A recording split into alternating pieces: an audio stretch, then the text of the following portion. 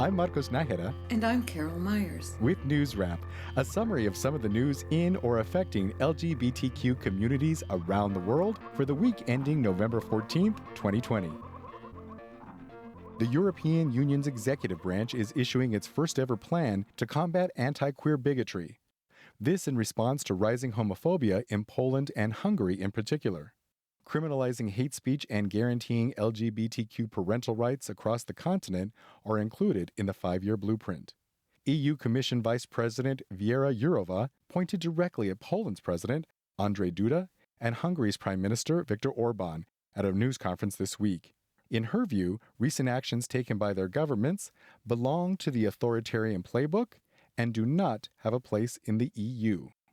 Jourová said EU funds could be withheld from anti-queer governments as a means of enforcement. Duda rode a wave of anti-queer rhetoric to narrowly win re-election earlier this year.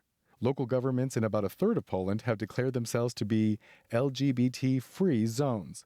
Duda has vowed to ban any public school instruction that affirms LGBTQ rights or equality. A right-wing group called the Life and Family Foundation submitted a proposal to Poland's parliament this week called Stop LGBT.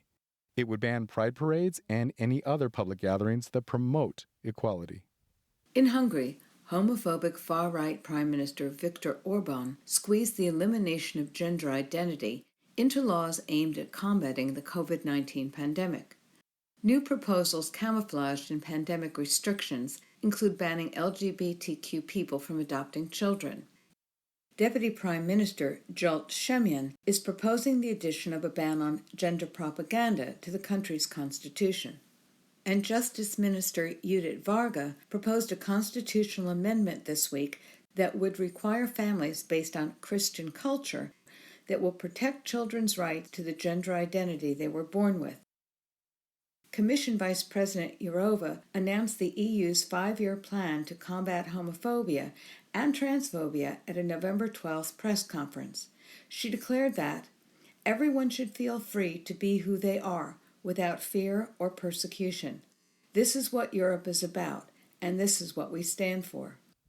How much influence the new EU initiative will have on the continent's entrenched anti-queer governments remains to be seen. Finland's parliamentary ombudsman routed its defense department this week in a skirmish over homophobic training materials.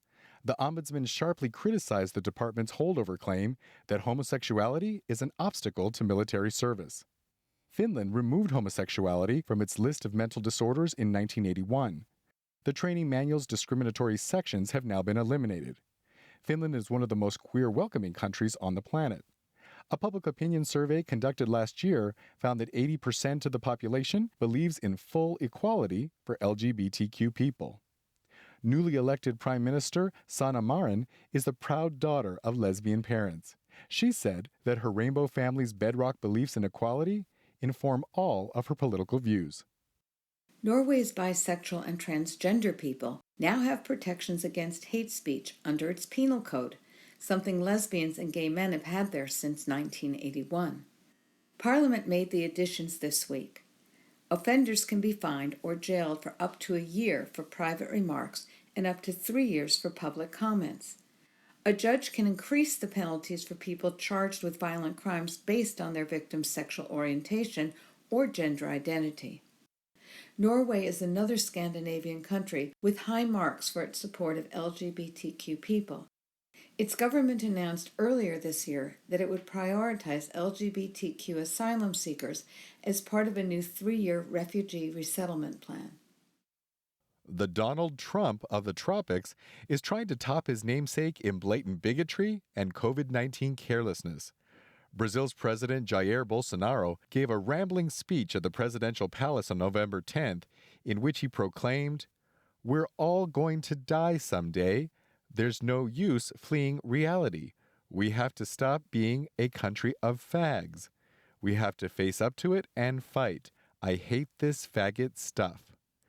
Self-described proud homophobe Bolsonaro had already mocked wearing a face mask during the pandemic as too gay. With more than 162,000 Brazilians dead from complications of COVID-19, the South American nation trails only the United States in the number of deaths around the world from the virus. Bolsonaro is also among a handful of world leaders who have yet to acknowledge the election of the next U.S. president and issued a veiled threat against Joe Biden in the same speech. A group in Northern Ireland that promotes conversion therapy is suing one of the world's leading banks for closing its accounts. Core Issues Trust calls the action a human rights violation and is reportedly seeking thousands of pounds in compensation from Barclays Bank. Barclays has not announced a specific reason for closing the group's accounts. Their press release only says, "Our terms and conditions, like other banks, allow us to end a relationship with any customer, provided we give 2 months' notice." Core Issues Trust founder Mike Davidson disagrees. He claims it was a result of a coordinated campaign by LGBTQ activists. The group insists that it only provides support to people with homosexual issues who want to change their sexual orientation, but does not directly offer any alleged treatment to make queer people straight. Michael Phelps of the religious legal organization Christian Concern charged that Barclays is acting as a moral arbiter of what views in society are acceptable and not acceptable. The irony of supporting faith-based discrimination against LGBTQ people while calling out the bank's action apparently escapes Core Issues Trust Chief Executive Andrea Williams. She demanded immediate government action to put a halt to this kind of mob rule and to assert the rights of biblically faithful Christian organizations to be serviced by businesses without facing such intolerant discrimination. There will be no glittering nighttime parade down Oxford Street next year. COVID-19 has forced the world-famous Sydney gay and lesbian Mardi Gras to take shelter at the Sydney Cricket Ground. Organizers announced this week that the encapsulated event would be held on March 6, 2021.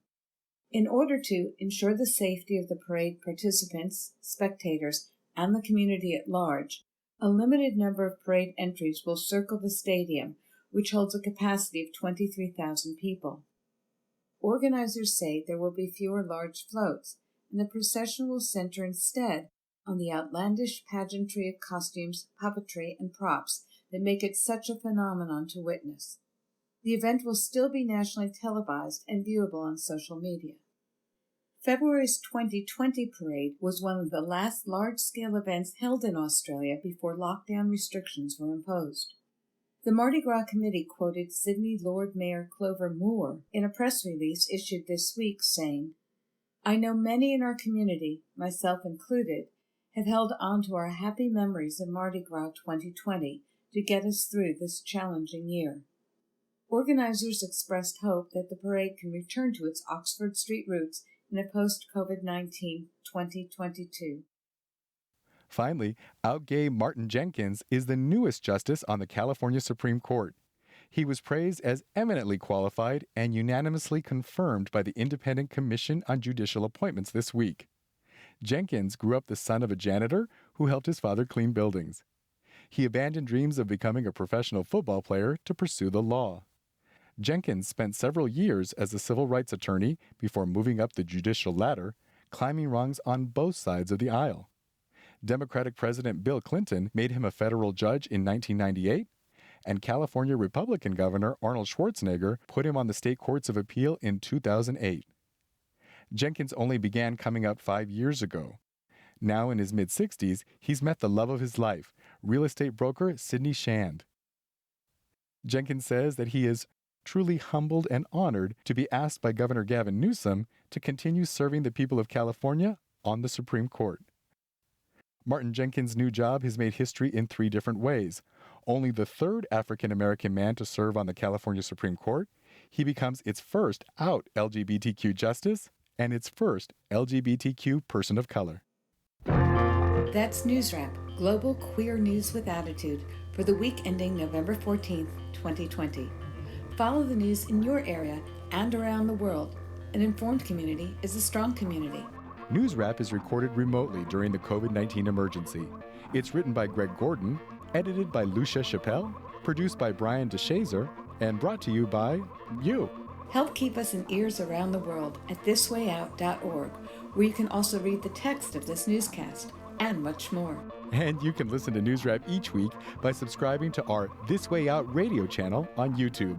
For This Way Out, I'm Marcos Nájera. Stay healthy. And I'm Carol Myers. Stay safe.